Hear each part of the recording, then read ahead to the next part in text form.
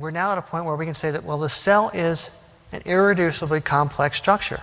You can't make it piecemeal. Only cells can make cells. This was something that Pasteur was proving in his early experiments. Life was coming from life. It wasn't forming spontaneously. So we've got this cell that the only way we can make it is the processes in that cell making a copy of itself. So a quick summary so far. Despite the apparent success of the Miller-Urey experiment in 1953, many problems remain. Re-examination of this experiment shows that this pathway is not the road to Darwin's warm little pond, nor is it a pathway to biomolecules or microbes. Think of what happened with that apple. We're going to be making melanoids, not microbes. On the other hand, complex cellular structures are essential. They are an essential characteristic of and a prerequisite to life. You've got to have these things. So the origin of life requires a level of complexity that undirected chemistry cannot achieve regardless of how much time is available. We've got this chicken or egg situation. We need the cell to make the compounds that are in it, and we need the compounds that are in it to make the cell. Which came first?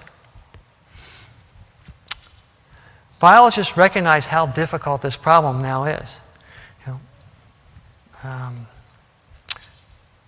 F.M. Harold, in an article in 1995, says the origin of life stands as the most profound mystery in biology. And we note in passing that despite all the achievements of investigators in prebiotic biochemistry, it remains utterly beyond our comprehension. That's a fancy way of saying what Ken Nielsen said earlier. Nobody knows how to do this. Lynn Margulis, who was one of the main proponents of the abiogenesis, she admits that to go from a bacterium to people is less of a step than to go from a mixture of amino acids to a bacterium. She's recognizing that this first step, the first living organism, is the most difficult problem.